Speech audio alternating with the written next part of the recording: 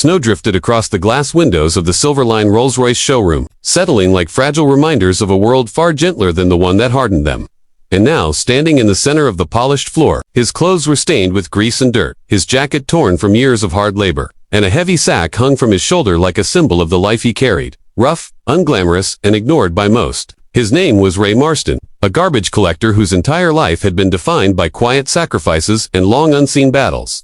But on this cold, December afternoon, Ray stood straighter than he had in years, clutching a wrinkled, folded letter written in the shaky handwriting of a little girl. It was his daughter's Christmas wish. Innocent, impossible, and heartbreakingly hopeful. Daddy, one day I want to ride in a shiny car like the ones in the movies. Even just once. If you believe kindness still exists in the world, if you believe people deserve second chances, please like, comment, share, and subscribe to Kindness Haven.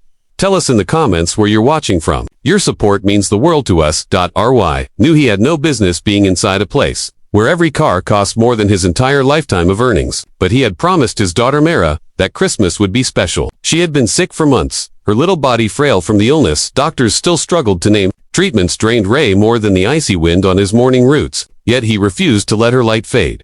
When she told him her dream, her only Christmas wish, he vowed to find a way. He could not buy a roll, but he could at least ask about renting one for a single magical hour. But as Ray stepped deeper into the gleaming showroom, the laughter began. It echoed off marble floors and glass walls, sharp and cold, bouncing between high ceilings and glittering chandeliers. The staff, dressed in polished black suits and perfect smiles, turned their attention to the dirt-covered men like he was a stain on the floor. Their eyes lingered on the sack over his shoulder, the grime on his boots, the patches on his jacket. One woman covered her mouth, trying to hide her grin. A young salesman nudged his colleague, whispering something cruel that made both look at Ray with barely concealed amusement. Ray felt the weight of their stares. Years of humiliation had taught him to look down, to swallow pain like bitter medicine. But today was different. He lifted his gaze, tightening his grip on Myra's letter. He didn't care if they mocked him. His daughter's wish mattered more than his pride. Inside him lived a courage that only a parent's love could ignite.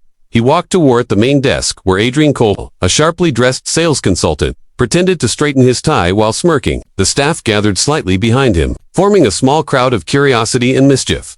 Snow continued to fall outside, soft and peaceful, stark contrast to the cruelty growing inside the showroom. Ray cleared his throat, steadying his voice, refusing to let the tremble of old insecurities surface. As Ray began explaining why he was there, the laughter grew louder. They were entertained by the idea of a garbage collector wanting anything to do with vehicles whose rims alone cost more than his annual income.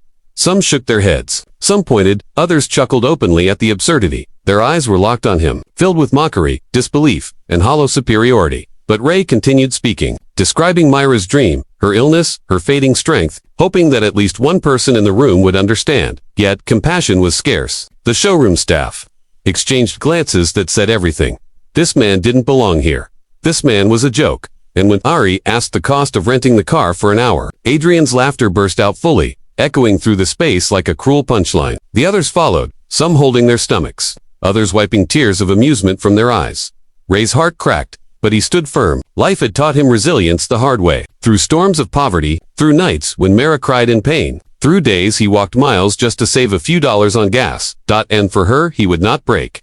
With a deep breath, he slowly reached into the sack on his back. Not for trash, but for something far more precious. Over years of extra shifts, sleepless nights, and forgotten meals, Ray had been saving every tip, every spare dollar, every coin he found while sorting through garbage bags at dawn. It was a quiet dream he kept hidden to give Mara at least one moment in her life where she felt like a princess, instead of a patient. One by one, bundles of cash, worn, taped, crinkled, emerged from the sack. The laughter stopped instantly.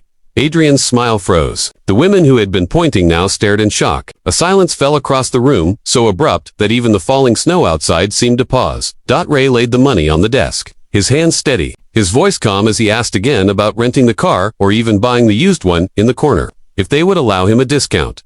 The staff exchanged panicked looks. The pile of cash was not small. It was the kind of money that made managers nervous and prideful people ashamed. Suddenly, the dirty jacket, the sack, the worn boots, they all told a different story.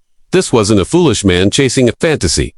This was a father who had moved mountains for his daughter, and standing before them now was not someone to laugh at, but someone they could never hope to match in devotion. Before the ending, please comment below. Would you ever judge someone again after hearing a story like this? The showroom manager hurried over, apologizing excessively, offering Ray options he had never been given before. his tone now dripping with desperate professionalism. But Ri didn't listen to their sudden politeness. He only cared about one thing: seeing Mira smile on Christmas morning. And when he finally drove the Rolls-Royce out of the showroom, slow, careful, proud, the staff watched in silence, realizing they had seen something rare, the quiet strength of a parent's love. If this story touched your heart, please like, comment, share, and subscribe to Kindness Haven. Your support helps us spread more real, emotional stories that remind the world what kindness truly looks like. Ray drove into the snowy streets that night, not as a garbage collector, not as a man mocked for his clothes, but as a father who proved that love can outshine judgment, and that the greatest wealth lies not in pockets, but in the sacrifices we make for those we cherish.